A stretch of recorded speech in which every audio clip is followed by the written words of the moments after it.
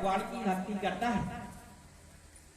तो हम आप सबने सुना होगा राजा अम्बरीश थे, वो एकादशी का व्रत किया करते थे। और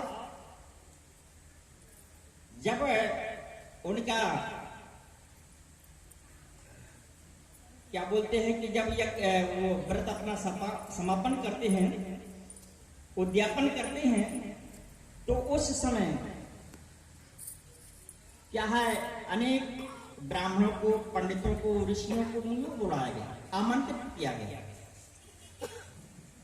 उस समय सभी ब्राह्मण लोग आए, पंडित लोग आए, भंडारा बनाया गया।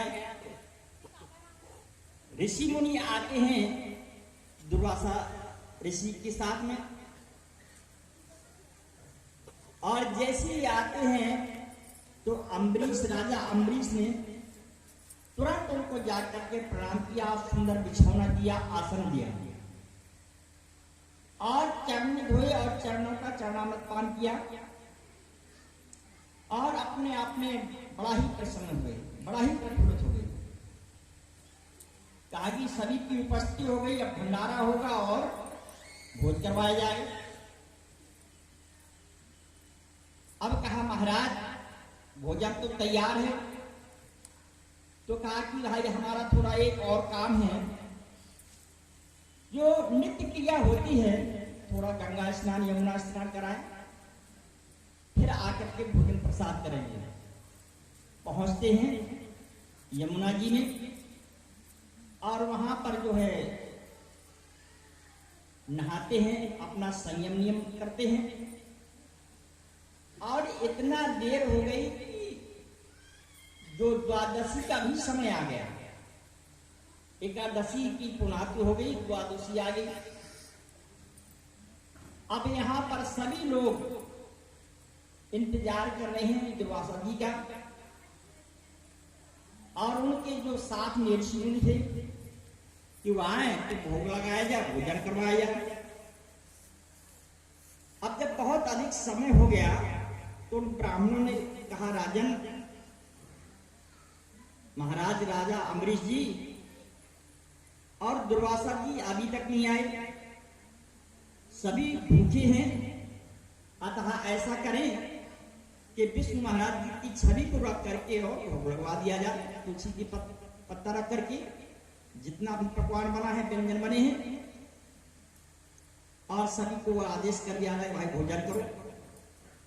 वही किया गया। यानी उन्होंने भोग लगाया और भोग लगाने के बाद में भोजन करने के लिए बैठ गए और भोजन ग्रास कर रहे थे। उसी समय दुर्वासा जी आ जाते हैं।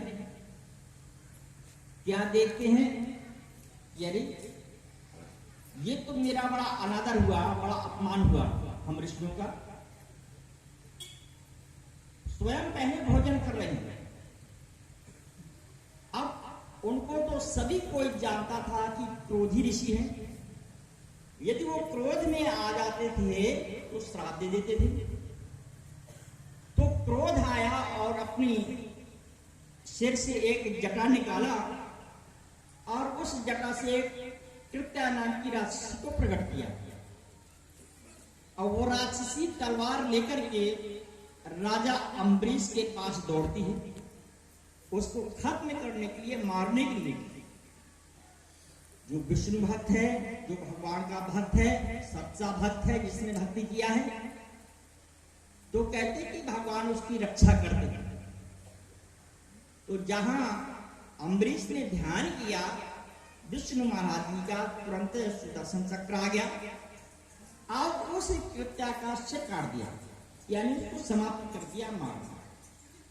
अब वही चक्र दुर्वासा जी को मारने के लिए चल रहा है।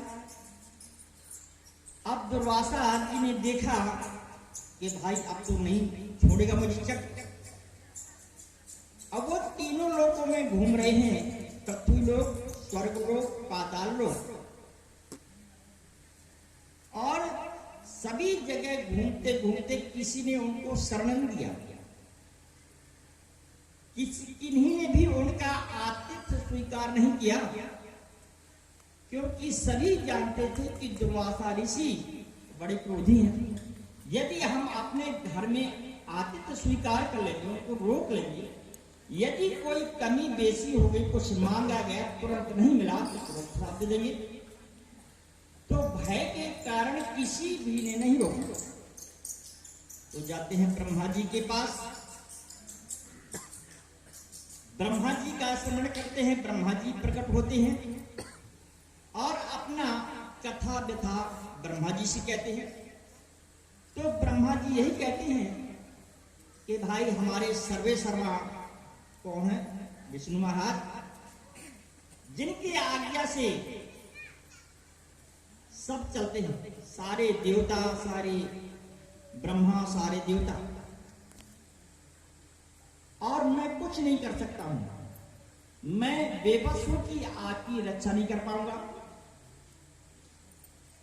और आप जाएं शंकर जी के पास, तो शंकर जी के पास जाते हैं और जैसे शंकर जी ने देखा तो उनको नमन किया, क्योंकि हमारे भारत देश की परंपरा है कि आए हुए अतिथि का नमन, प्रणाम, अभिवादन, वंदन करना चाहिए। ये भारत देश की परंपरा है। तो शंकर जी भी कह रहे हैं कि ईश्वर, ये कुछ एक भगवान का नियम है, भगवान के नियमों का उल्लंघन नहीं कर सकते। सभी उन्हीं के इशारे से ही काम कर रहे हैं, तो मैं भी बेबस हूं, मैं भी आपकी रक्षा नहीं कर सकता हूं। अतः आप जाएं विष्णु जी महाराज जी के पास। तो भ्रमण करते करते करते विष्णु महाराज जी के पास जाते हैं, शरण में पहुंचे, उनको नमन, अभिवादन किया, वंदन किया और कह रहे हैं कि मैंने बड़ा अनर्थ किया, जो मेरे से गलती हुई, और मैं जानता हूं कि सुदर्शन चक्र आपका मेरे को बचाएगा नहीं, मेरे को समाप्त कर देगा। मेरे अंदर जो कमी थी मैं ही जानता हूं, अतः इस चक्र को रोक ले। कहा कि भाई मैं तो भक्तों के वश में हूं, भक्त जैसा मुझे नचाते हैं वैसा मैं नाचता हूं, और मैं तो शरण नहीं दे सकता हूं। इसके बचाव के लिए तुम्हें अम्बरीश के ही पास जाना पड़ेगा। राजा अम्बरीश के पास कितना भी अनुनय विनय किया, लेकिन विष्णु महाराज ने कहा कि भाई मैं तो रक्षा नहीं कर सकता। जो मेरा भक्त है, जो सच्चा भक्त है अम्बरीश, उसके पास जाओ। जाते हैं और जाकर के उनका अभिवादन करते हैं। तो कहा नहीं महाराज, मैं आपका अभिवादन करता हूं, मैं आपको नमन प्रणाम करता हूं। महाराज क्या है? कहा कि मैंने मुझसे जो गलती हुई, और मैंने एक पिशाची को तुमको मारने के लिए प्रकट किया, मैंने बड़ा भूल किया अज्ञानता के कारण, अतः मुझे माफ करें। तब कहीं विष्णु महाराज जी का ध्यान करते हुए अम्बरीश जी ने और कहा महाराज, सुदर्शन चक्र का वंदन करते हुए, अभिवादन करते हुए और उनको लौटाया। उस चक्र को विष्णु महाराज जी के पास वापस कर दिया, और जब वापस कर दिया तो दुर्वासा ऋषि बच गए, अन्यथा वो भगवान का जो चक्र था वो वेग देता। तो भक्त और भगवान का कितना संबंध है, कितना अच्छा नाता है। जो सच्चे मन से भगवान की भक्ति करता है, भजन करता है, तो कहते कि मारने वाला भी भगवान और बचाने वाला भी भगवान है। तो भक्त की रक्षा कौन करता? भगवान। धर्मो रक्षति रक्षिता। हम आप सभी का एक ही धर्म है, सनातन धर्म, एक ही धर्म है। सनातन का मतलब है कि जिसका ना ही शुरू है और ना ही अंत है, उसे कहते सनातन। उसी को कहा गया धर्म। धर्मो रक्षति रचिता। यदि हम उस धर्म को जान लिया, उस प्रभु परमात्मा के सच्चे नाम को जान लिया, तो जिसने धर्म को जाना, तो धर्म को धारण करने की चीज है। और जब आप धारण करेंगे, धारण का मतलब यह है कि गुरु महाराज जी के ज्ञान का जो नाम दान मिला है, उस नाम का स्मरण करेंगे, याद करेंगे, भजन करेंगे।